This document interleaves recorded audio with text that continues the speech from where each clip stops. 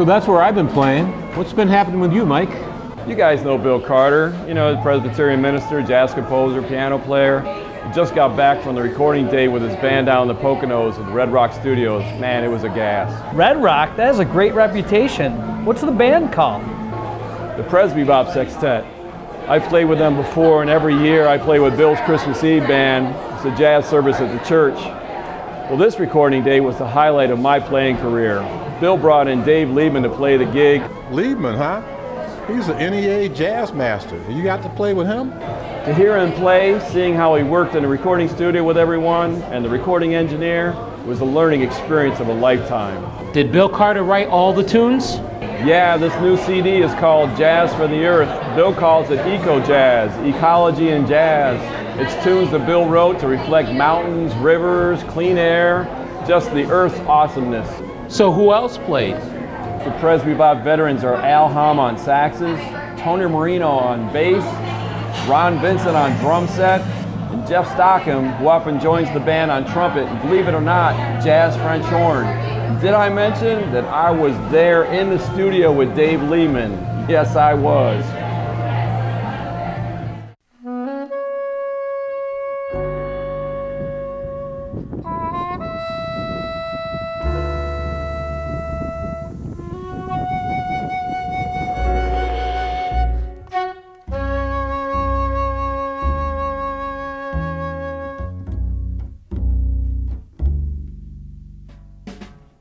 Bill's been thinking about this music since his first trip to the Canadian Rockies 12 years ago.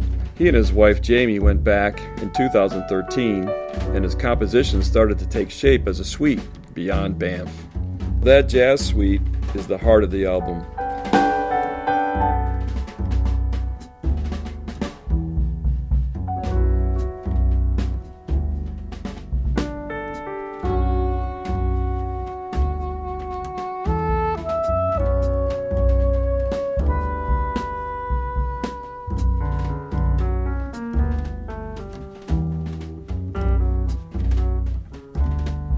Bill used social media to tell presbybop fans about it.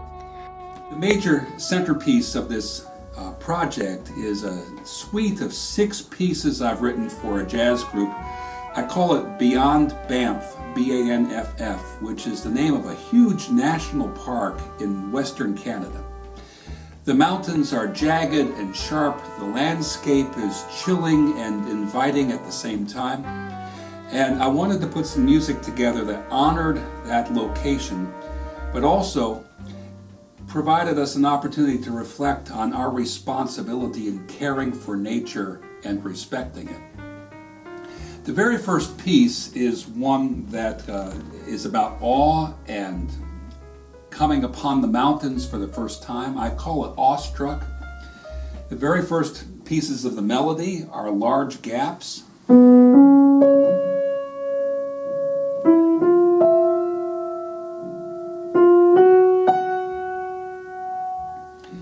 And the inside story is the exclamation came out of my mouth, "Oh my God, look at that." And that's what that melody's about.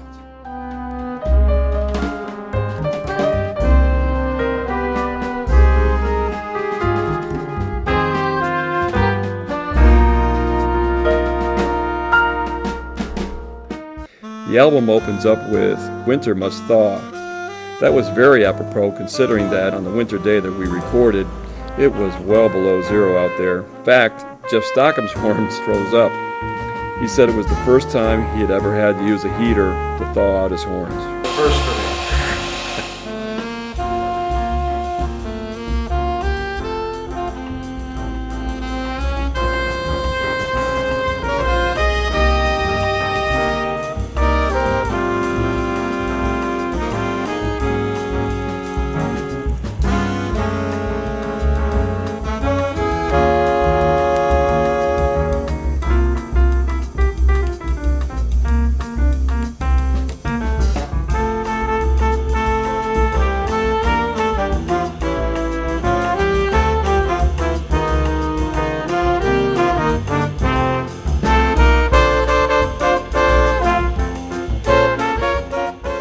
This is the album opener. I don't think it should stink. All right. Ready? A 1, 2, 3, 4, 1.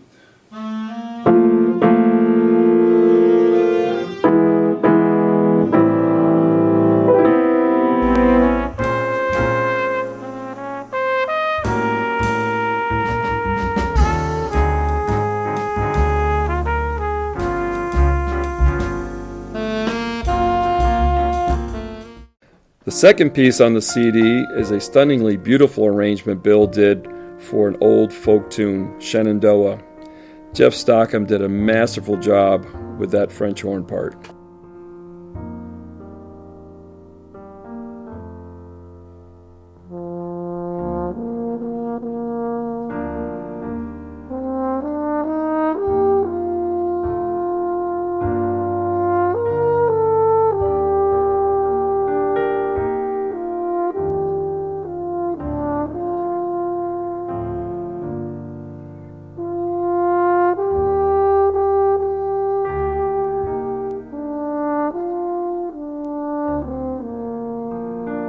Shenandoah, every time I hear that tune, it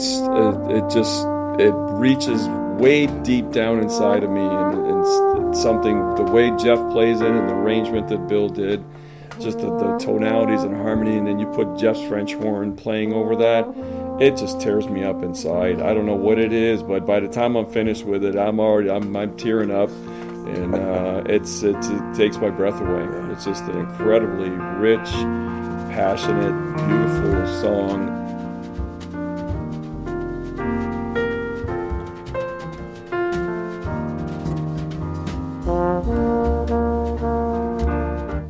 Before driving down to Red Rock Studios, we spent an afternoon at Bill's church rehearsing. It's challenging music. I gotta tell you, that was the most intense rehearsal that I've been in quite a while. And the unique thing about that rehearsal was just everybody getting together. And I think right at that moment, having played this music before one time, so when we rehearsed and played this for one of the services at the church, it didn't really register for me.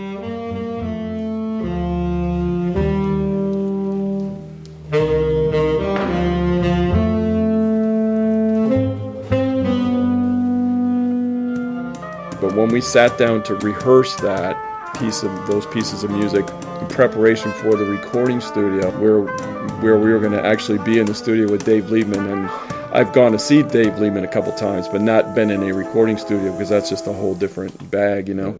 And I just wanted to make sure that I was centered in on the music so that I could step beyond the music, which I think is what Bill always wants us to do, is to not just play what's on the page, is play what's inside of us so that we're creating something that's larger than ourselves. So that rehearsal was such a intense, yet fun, yet for me, a great preparation for me to get my mind wrapped around what might happen the next day.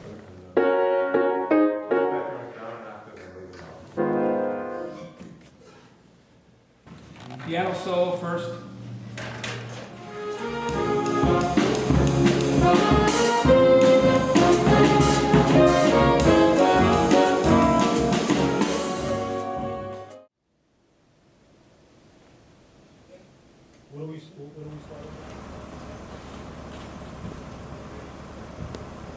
You want to start with that one? Since it's in our ears? Sure.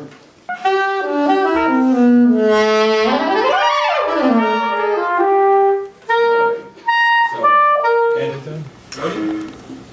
Up from Bow River. Take 1, 2, 1, 2, 3.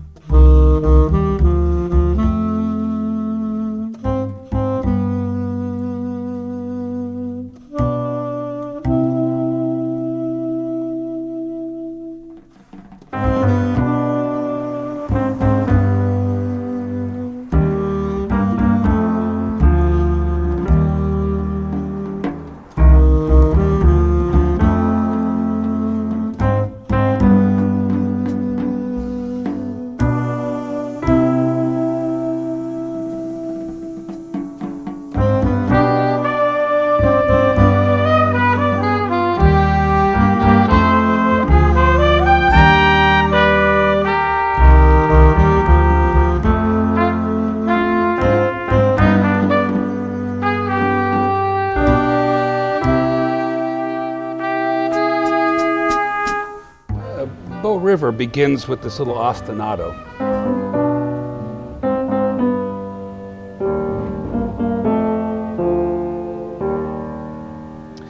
Begins with a kind of a rolling portrayal of this meandering river that is fed by a glacier lake. But the water is anything but peaceful. The water meanders down through this glacial valley. And at various points it gets fierce, it gets, the ripples turn into waves, the waves turn into currents, the currents turn into rapids very, very quickly. And what has begun as a water course that sustains the entire valley is also quite fearsome at various points. The Bow River Falls, at one point, the Bow Falls in the township of Banff, swirl around, and at one point, as my wife and I were looking down upon this as tourists, we realized if we slipped and fell into the water, we'd be washed away and never seen again. Probably frozen like popsicles too. It was just a dangerous place in the middle of such beauty.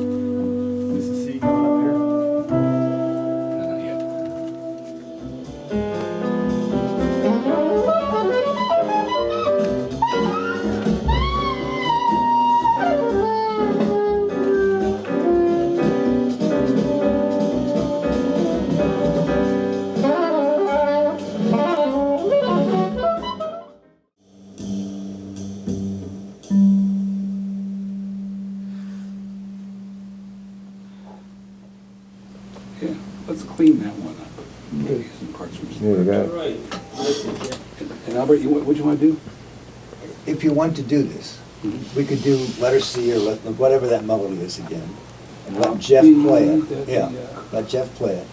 Then I'll put it on later and you can tune me. The suite itself is very interesting. Some of the things are just very beautiful. Some of them swing very much. A whole new idiom as far as the instrumentation is concerned. His voicings continue to develop. It was great to work with Dave Liebman. It's very impressive on the 3 numbers he's on, especially the ballad. Yeah. It's very good. I think everything came out well, and I'm really pleased with it at this point. Good deal. I think it'll be one of the nicer things that we've done. Alrighty. From the top, Peyto Lake. 1, 2, 1, 2, 3.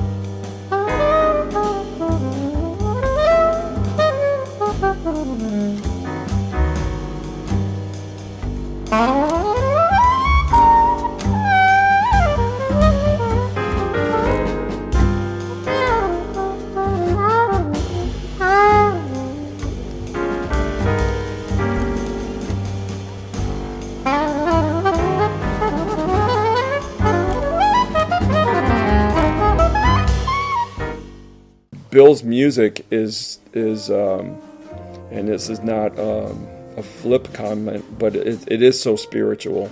And I don't mean that because he's a Presbyterian minister. It's because he writes from a place that is very unique and special to him. And the neat thing about the music is that through his arranging and his joyfulness that he puts into the music, whether it's a funk tune or whether it's something that's cerebral, like the ice cold movements. He has such a way of putting notes and chords and rhythms together that it creates something that you can not just step aside from. It draws you in. Beautiful music for a beautiful place, Western Canada. I spent some time there teaching. And just the tunes I did definitely captures the vibe. So the cover will be one of these blue lakes, amazingly blue, otherworldly colors. Yeah. Nice project. I enjoyed meeting everybody and playing with everybody too. Great. Thank you, and thanks for your help. Thanks.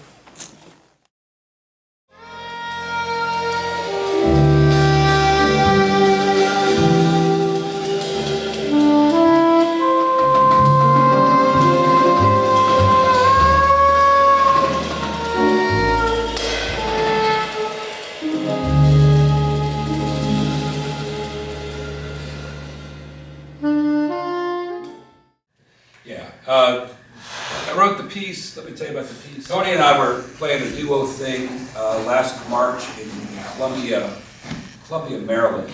And 2 months before we went down, some guy went into a shoe store and shot it up. And I cracked, and I said, I'm just sick and tired of this gun stuff. It's got to stop. So this is an elegy for the people who continue to get slaughtered by guns.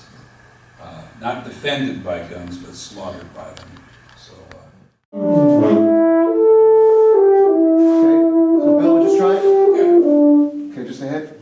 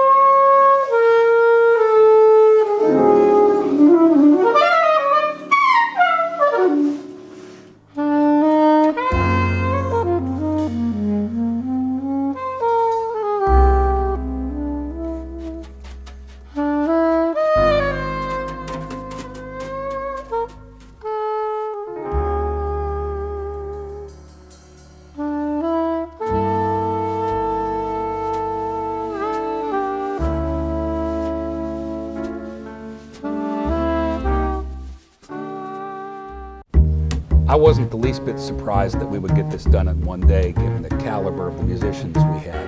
It was a challenge to get the work done, and at the very end, we were very tired. But even the last tune we did, Dance 24, it was one take. We counted it off. It was perfect. The solos were intact, and it was a wrap. And even in the end, as you can see, we were dancing around, moving around the studio in the control room, and we were very pleased with just the collaborative work that we do. Jazz is an art form of collaboration. Everybody brings their skill to it, and what we had on paper is just the beginning of the conversation we create in the studio and on the bandstand. Well, from the moment I heard Dance 24 a number of years ago, that tune just knocked me off my feet. There's a fun, funky, joyful, playful, spirited, uniqueness to that tune that at every chance that I get, I love playing that tune.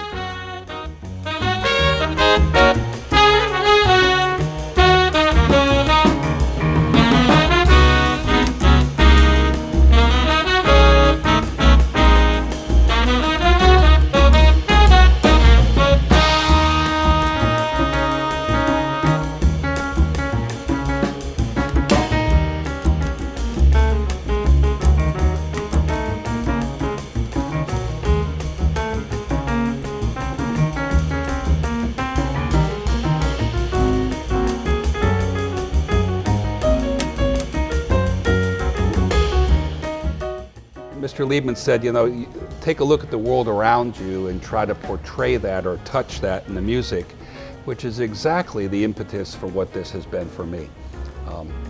As someone in midlife who now has lived on this planet for over half a century, I see the beauty, I see the possibility, but I also see how much damage human beings have created. So that became the programmatic impetus for coming up with this piece. And we couldn't do it in just one song. It had to be a series of pieces that tell and unfold in a bit of a story. So that narrative, I hope, will invite us all to change first our attitudes and then our behaviors in how we take care of the planet.